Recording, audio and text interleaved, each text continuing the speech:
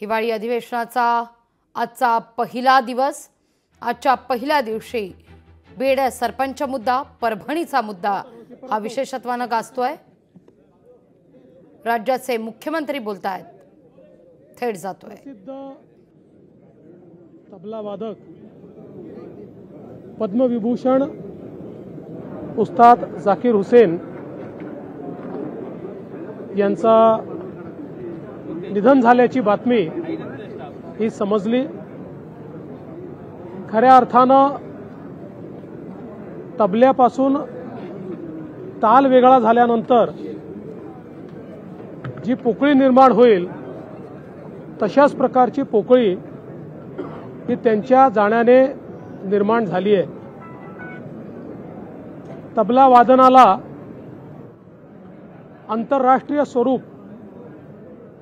हे जाकीर हुसेन साहेबांनी दिलं आणि जवळपास 3 पिढ्यांना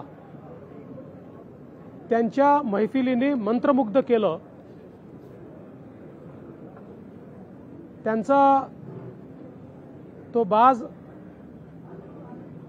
त्यांचा तो आविर्भाव आणि त्यांच्या बोटातली जादू हे बघणं म्हणजे एक पर्वणी होती आणि लाखो तरुणांना त्यांनी तबला वादनाकडे आकृष्ट केलं आणि प्रत्येक तबला वादकाचा एकच ध्येय असायचं की मला उस्ताद जाकीर हुसेन यांच्यासारखा तबला वाजवायचा आहे। खरं तर मी असं म्हणेन की ही अशी क्षती आहे की जी कधी भरून निघू शकत नाही। त्यांच्याकडनं प्रेरणा घेतलेले त्यांच्या कुटुंबातील मंडळी असतील किंवा इतरही अनेक शिष्य असतील, यांच्या माध्यमातून त्यांचं तबला वादनाची पद्धती ही चिरकाल जिवंत राहील। पण आता मैफिलीमध्ये ते दिसणार नाहीत ही खंत मात्र प्रत्येक भारतीयाच्या मनात असेल। मी त्यांना मनापासून श्रद्धांजली अर्पण करतो आणि त्यांच्या कुटुंबाच्या दुःखामध्ये आम्ही सर्व सामील आहोत एवढंच या प्रसंगी बोलतो। सर, काल तुम्ही विरोधी पक्षाला आवाहन केलेलं होतं की माध्यमांमध्ये नव्हे तर विधिमंडळात येऊन चर्चा करावी। आज अंबादास दानवेने तुम्हाला खुलं आवाहन केलं की विधिमंडळात जर चर्चा करायची तयार असेल तर फक्त तुम्ही खोटं बोलू नका। मला असं वाटतं की या ठिकाणी अंबादास दानवे असतील किंवा विरोधी पक्षाच्या इतरही सदस्यांना माझं अतिशय प्रांजळपणे आव्हान आहे की त्यांनी पाहिजे ती चर्चा करावी। जे महत्त्वाचे विषय आहेत त्या विषयांवर त्यांना हवी ती चर्चा करावी। सरकार उत्तर द्यायला सक्षम आहे।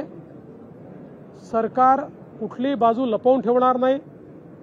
सरकार कुठेही मागे पुढे पाहणार नाही। मात्र विरोधकांनी केवळ राजकारण करायचं ठरवलं तर मग राजकीयच उत्तर मिळेल।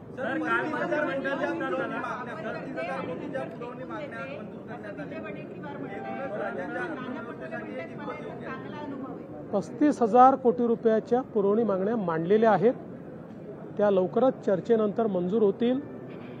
आपण जर बघितलं तर आपला अर्थसंकल्प 6 लाख कोटीपेक्षा मोठा आहे। जेव्हा आपला अर्थसंकल्प 2-2.5 लाख कोटीचा होता तेव्हाही आपण 15,000 कोटीच्या पुरवणी मागण्या मांडायचो। आणि विशेषतः जेव्हापासून आपण नवीन अकाउंटिंग सिस्टीम सुरू केलेली आहे तेव्हापासून पुरवणी मागण्यांची संख्या वाढलेली आहे। कारण पूर्वी आपण जवळपास वर्षभरातल्या सगळ्या गोष्टी बजेटेड करायचो। आता आपण त्या अर्थसंकल्पित केल्या तरी ॲक्च्युअल त्या मागण्यांच्या संदर्भात जे बजेटिंग आपण करतो ते पुरवणी मागण्यांमध्ये करतो। आणि म्हणूनच मला असं वाटतं की 35,000 कोटीच्या या पुरवणी मागण्या आलेल्या आहेत। योग्य चर्चा करून त्या मागण्या आम्ही मंजूर करू. सुधीर भाऊंच्या बाबतीमध्ये चर्चा सुरू आहे. सुधीर भाऊ विधानसभेच्या कामकाजात सहभागी होणार नाही अशी चर्चा सुरू आहे. तुमची काही चर्चा झाली आहे का सुधीर भाऊंसोबत? पहिल्यांदा तर ओबीसींबद्दल बोलायचा काँग्रेसला अधिकार नाही, कारण काँग्रेसच्या उभ्या जीवनामध्ये ओबीसींवर अन्याय करण्याच्या व्यतिरिक्त काँग्रेसने काही केलं नाही.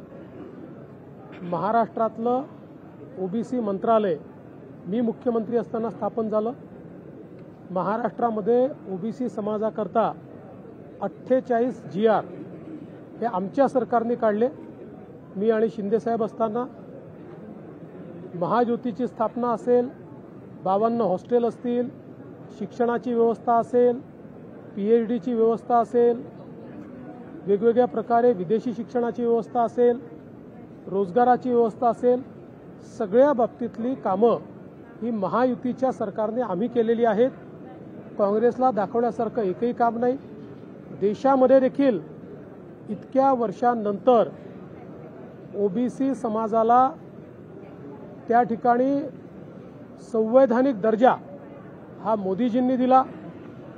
जवळजवळ 60-65 वर्षानंतर मेडिकल ज्या ॲडमिशन आहेत त्याच्यामध्ये ओबीसींना आरक्षण हे मोदी साहेबांनी दिलं. आणि आजही आपण पाहू शकतो, मोदी साहेबांचं मंत्रिमंडळ असेल किंवा आमचं मंत्रिमंडळ असेल, सर्वाधिक ओबीसी मंत्री आमच्या मंत्रिमंडळात पाहायला मिळतात. त्यामुळे मला असं वाटतं की काँग्रेस पक्षामध्ये नाना पटोले, विजय वडेट्टीवारवर जो अन्याय होतो त्याबद्दलचा राग तरी आमच्यावर काढू नये, त्यांनी तो योग्य ठिकाणी काढावा.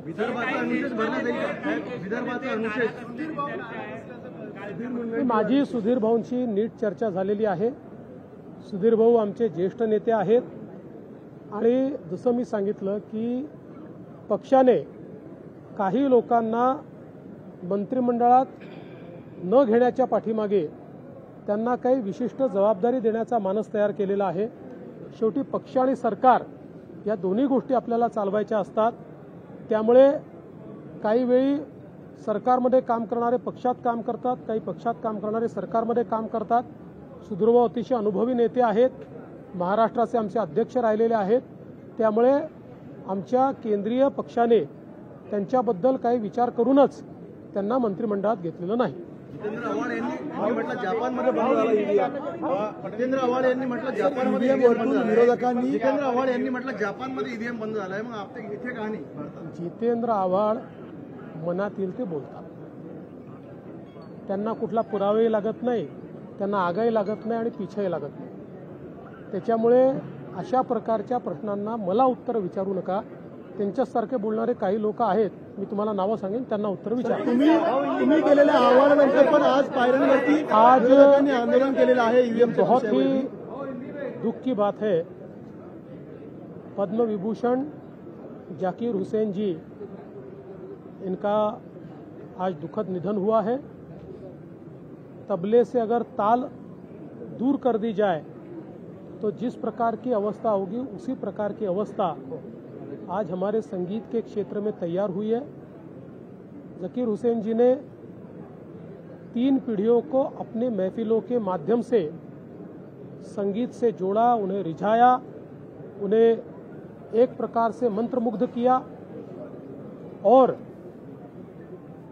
तबले की दुनिया में जो भी तबला वादक होता है उसका एक ही लक्ष्य होता है कि मैं जाकिर हुसैन जी जैसा तबला बजा पाऊँ, उनके जैसा तबला वादक बनूं. इस प्रकार की एक प्रतिमा उन्होंने तैयार की. लोकशाही मराठी ऐका, पहा, जागरूक रहा.